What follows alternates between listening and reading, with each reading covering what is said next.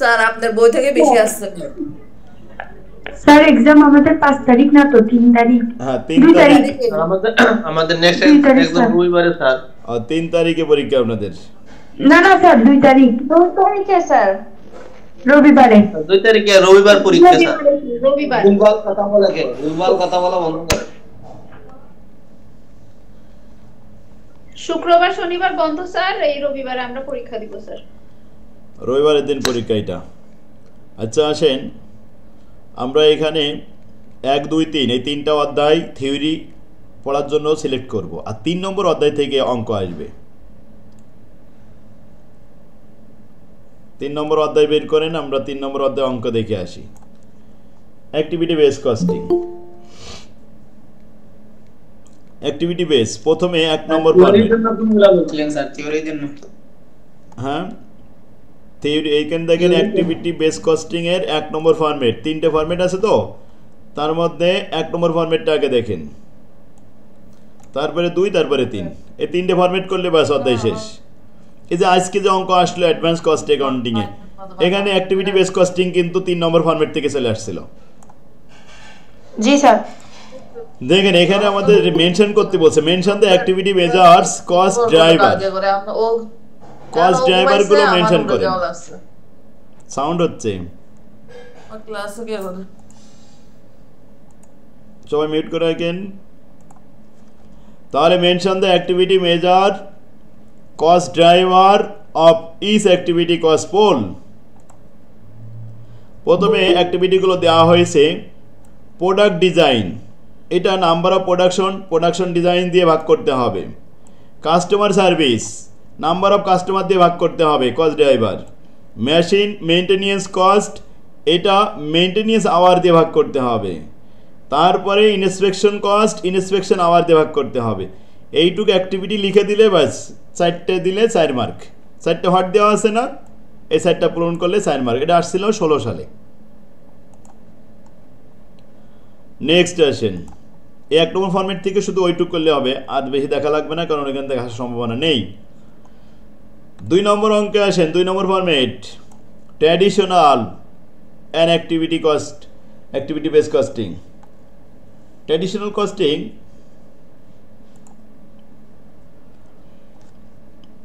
দেখেন এখানে ইনফরমেশন দেওয়া হয়েছে 2 নম্বর 1 নম্বর প্রবলেম যে ইউনিট প্রডিউস 50,000 এবং 20,000 ইউনিট এ প্রোডাক্ট এবং বি প্রোডাক্ট লেবার আওয়ার আপনার 30,000 ঘন্টা লাগে আর 40,000 ঘন্টা লাগে 20,000 ইউনিট উৎপাদন করতে 40,000 ঘন্টা সময় লাগে আর এ প্রোডাক্ট 50,000 ইউনিট উৎপাদন করতে 30,000 সময় লাগে 30,000 ঘন্টা তাহলে তুলনামূলক কিন্তু বি প্রোডাক্টের কস্ট বেশি পড়বে ইউনিট প্রতি ব্যয় কারণ এখানে অ্যাক্টিভিটি বেশি মেশিন সেট আপ আওয়ার্স 1000 ঘন্টা 4000 ঘন্টা 1000 ঘন্টা কাজ করে 50,000 উৎপাদন করা যায় আর 4000 ঘন্টা কাজ করে মাত্র 20,000 উৎপাদন হয় তাহলে অ্যাক্টিভিটি বেশি বি প্রোডাক্টে অর্থাৎ বি প্রোডাক্টের খরচ বেশি হবে ইন্সপেকশন কস্ট 2000 ঘন্টা 3000 ঘন্টা এখানেও তাই বি প্রোডাক্টে বেশি এ প্রোডাক্টে ব্যয় কম সময় কম লাগে budgeted machine set up related cost এবং ইন্সপেকশন কস্ট এই দুইটা ওভারহেড ডিস্ট্রিবিউশন করতে হবে একত্রে দেওয়া রয়েছে ডিস্ট্রিবিউশন করে দুইটা প্রোডাক্টের ভিতরে ইউনিট প্রতি ব্যয় কত দেখাতে হবে এখন বন্টন করা সিস্টেম দুইটা ট্র্যাডিশনাল সিস্টেম আর activity base costing ABC system প্রথম প্রশ্ন determine the overhead cost per unit using the traditional costing system ট্র্যাডিশনালের কাজ হলো টোটাল কস্ট একত্রে যোগফল কত 14 লাখ এটাকে ভাগ করতে হবে টোটাল প্রোডাকশন ইউনিট দিয়ে ইউনিটের সংখ্যা হলো 50,000 আর 20,000 একসাথে যোগ করলে হয় 70,000 তাহলে এই 14 লক্ষ টাকাকে 70,000 ইউনিট দিয়ে ভাগ করলে প্রতি ইউনিটের রেট আসে 20 টাকা ব্যাস প্রতি ইউনিটের রেট সমান হয়ে গেল কিন্তু আমরা দেখেছি বি প্রোডাক্টের অ্যাক্টিভিটি বেশি ছিল সেখানে সময় বেশি দিতে হয়েছে খরচ বেশি হয়েছে তার রেট বেশি হওয়ার কথা অথচ ট্র্যাডিশনাল অনুযায়ী একই রকম রেট সেম হয়ে গেছে এবার বলছে determine the cost per unit of the product using the activity base costing ABC system ABC system করলে দুইটা স্টেপ করতে হয় প্রথমে, এখানে সঠিক অ্যাকুরেট রেটটা পাওয়া যায়। প্রথম কাজ হলো রেট পার অ্যাক্টিভিটি। কস্ট হলো দুইটা, মেশিন সেট আপ কস্ট আর ইন্সপেকশন কস্ট। 8 লাখ আর 6 লাখ, 14 লাখ। এখন মেশিন সেট আপ কস্টটা বন্টন করতে হবে সেট আপ আওয়ার দিয়ে। এই 1000 ঘন্টা 4000 ঘন্টা, মোট অ্যাক্টিভিটি 5000 ঘন্টা।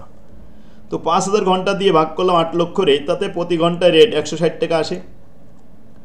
আর এই 6 লক্ষ টাকারে আপনি ভাগ করবেন ইন্সপেকশন কস্ট, ইন্সপেকশন আওয়ার হচ্ছে 2000 আর এই 3000, 5000 ঘন্টা দিয়ে, তাতে আসবে রেট আসবে আপনার 120 টাকা। এখন যার অ্যাক্টিভিটি বেশি এই রেটের সাথে সেই অনুযায়ী গুণ করতে হবে।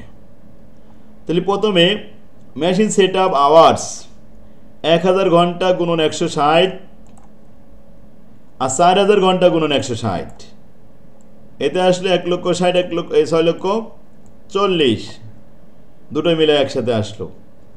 এই দুটো মিলে কিন্তু 8 লাখ হয়ে যাবে। তো 4000 ঘন্টার সাথে 160 গুণ করলে 6,40,000, 1000-এর সাথে গুণ করলে 1,60,000। ইন্সপেকশন কস্ট, ইন্সপেকশন অ্যাক্টিভিটি আছে এই 2000 ঘন্টা আর 3000 ঘন্টা। 2000 ঘন্টা গুণন 120 আর 3000 ঘন্টা গুণন 120, 240 আর 360। টোটাল মিলে ব্যয় হচ্ছে 4 লক্ষ আর 10 লক্ষ, এই মোট হলো 14 লক্ষ টাকা। ইউনিট প্রডিউস 50,000 এবং 20,000 ইউনিট। ইউনিট দিয়ে ভাগ করলে পার ইউনিট কস্ট 8 টাকা আর 50 টাকা। এখন দেখেন বি প্রোডাক্টের রেট কিন্তু বেশি হয়েছে, কারণ তার অ্যাক্টিভিটি বেশি ছিল, তার কস্ট পার ইউনিট বেশি হওয়ারই কথা, 50 টাকা হয়েছে। আর এ প্রোডাক্টের রেট 8 টাকা, অনলি 8 টাকা। এই হলো অ্যাক্টিভিটি বেস কস্টিং সিস্টেম। এর মধ্যে আবার অনেক সময় লেবার আওয়ারের উপরে বেসিস করে বন্টন করতে বলে, সেটাও ইম্পর্টেন্ট ছিল, এই জন্য আমি এটাও দিছিলাম। 1 আর 2 করলে হবে এখানে। ইউনিট প্রডিউস 20 ইউনিট এবং 20 ইউনিট, দুটোই 20 ইউনিট। তো মেটেরিয়াল মুভ পার প্রোডাক্ট ইউনিট যদি মুভ থাকে, তাহলে মুভ অনুযায়ী যার মুভ বেশি তার ব্যয় বেশি। এখানে মুভ বেশি 14 এবং মুভ কম আছে 6, তাই অ্যাক্টিভিটি বেশি এন প্রোডাক্টে। Direct labour hours per unit 870 এবং 870। বাজেটেড ম্যাটেরিয়াল হ্যান্ডলিং কস্ট কত? 1,74,000 টাকা। Determine the cost per unit of the product using the volume base allocation method. Volume base allocation method ব্র্যাকেটে বলছে ডাইরেক্ট লেবার আওয়ার রেট। তো direct labour hour পাবেন কোথায়? দেখেন এখানে বলছে direct labour hours per unit 870 ঘন্টা পার ইউনিট।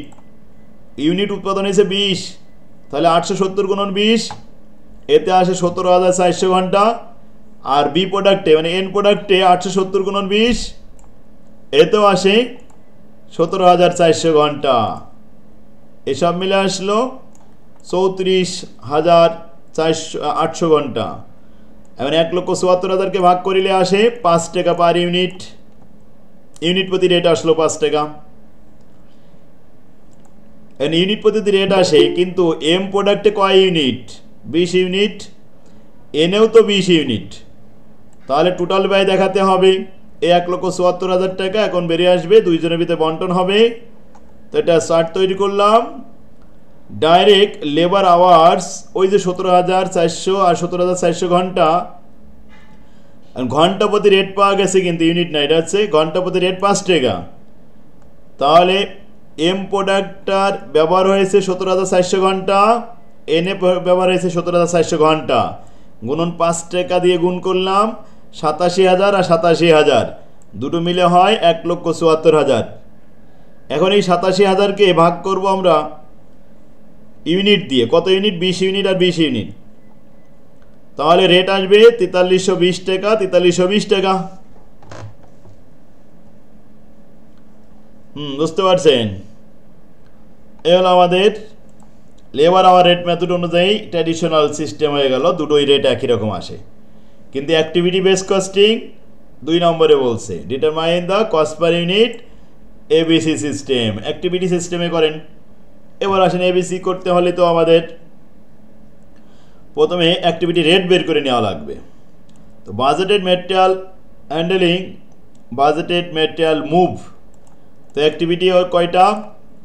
6 এবং 14, একটাই তো খরচ, আর শখ তৈরি করা লাগলো না। অ্যাক্টিভিটি রেটটা আমরা সরাসরি বের করে ফেললাম। 1,74,000 ভাগ 20, 20 বার মুভ করছে 6 আর 14 মিলে, তাতে আসলো প্রতি মুভে 8,700 টাকা পার মুভ। সুতরাং টোটাল মুভ আছে 6 এবং 14 আলাদা করলাম, এর সাথে রেট গুণ করব। 8,700 গুণন 6, এতে 52,200 টাকা। 8,700 গুণন 14, এতে আসে 1,21,800 টাকা। ইউনিট 20 ইউনিট দিয়ে ভাগ করিলাম, রেট পাইলাম 2610, 6,090 টাকা। এই তো, তাহলে এনের বলুন। স্যার এখানে যে বাজেটেড ম্যাটেরিয়াল মুভ দিয়ে করলাম কেন?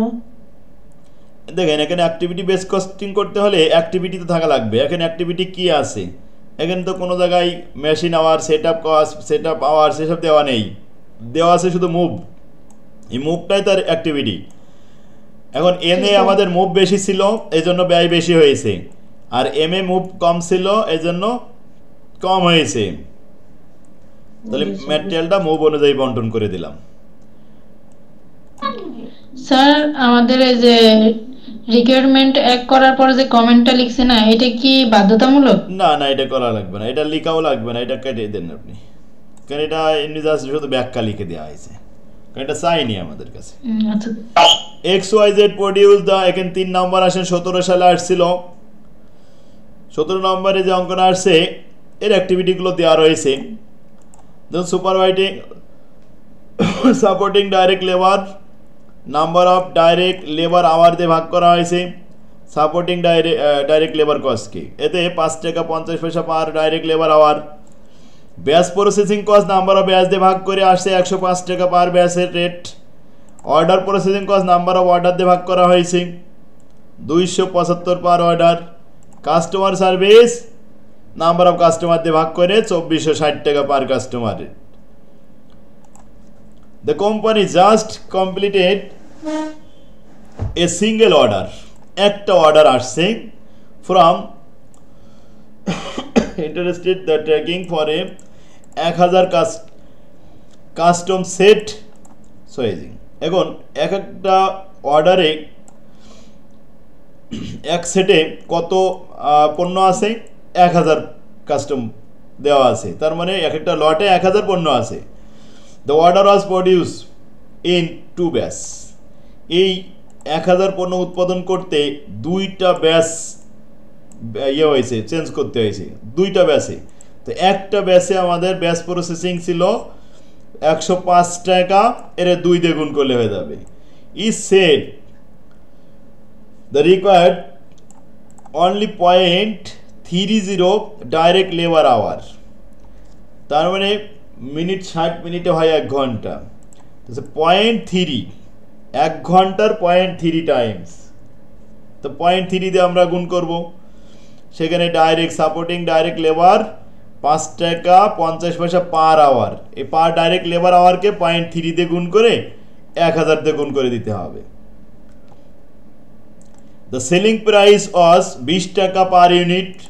The direct material cost was 8 টাকা 50 পয়সা per unit and direct labor cost was 6 টাকা per unit.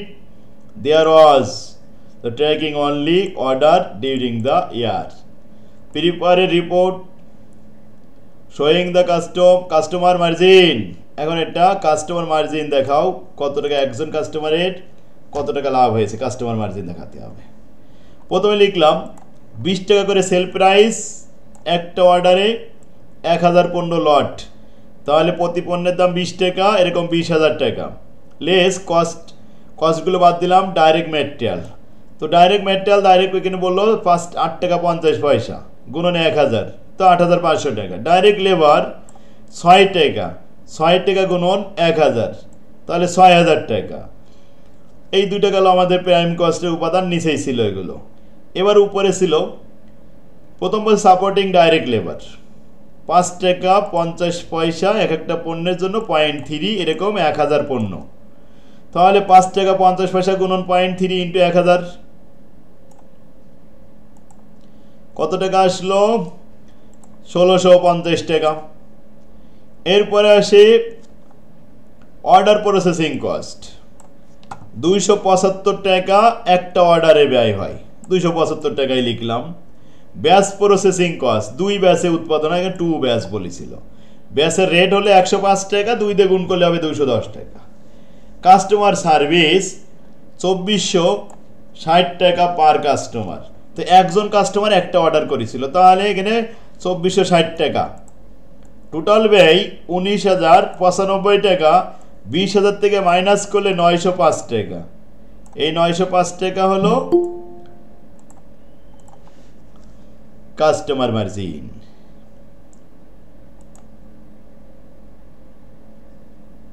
সবাই বুঝতে পারছেন? অঙ্কটা কিন্তু ইম্পর্টেন্ট ছিল, 17 সালে আসছিল। 4 মার্কের এরকম অঙ্ক দিলে পারবেন না এখন?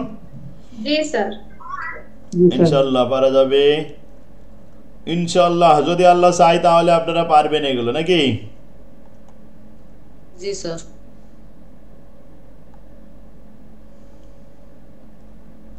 আচ্ছা, এখানে ছোট ছোটই অঙ্ক। এখানে 18 সালে এটা দিছে, 16 সাল এটা করা লাগবে না, এটা ছিল 7 কলেজ। আর এখানে 20 সালের অঙ্ক ছিল, এটা দিছিলাম যে 20 সাল 18 সালে একই অঙ্ক আছে টিএম কোম্পানি। 7 আর 8 ইম্পর্টেন্ট দিছিল। এই 20 আর 18 এটা 11 নম্বরটা এটা করবেন। যেখানে দিন ওয়েট টাইম দেওয়া ছিল, তারপরে গুডস আর স্কিপ কি দুটো রিকোয়ারমেন্ট।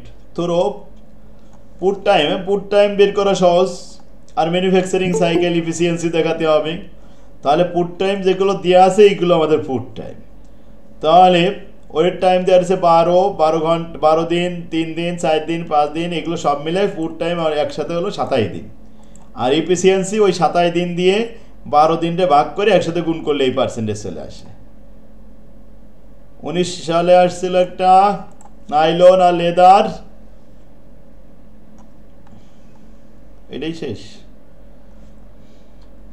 আচ্ছা, এখন 2 নম্বর ফরম্যাটে বেশি এটা ছোট ছোট অঙ্ক সব। 3 নম্বর ফরম্যাটে আর কি বড় অঙ্ক দেওয়া। এই অঙ্কটাও দেখবেন, নাইলন লেদার, এই যে 19 সালে আসছিল, এটাও দেখেন। এরপরে 3-এ চলে আসেন। দেখেন আজকে এই অঙ্কটা আসছিল আপনাদের।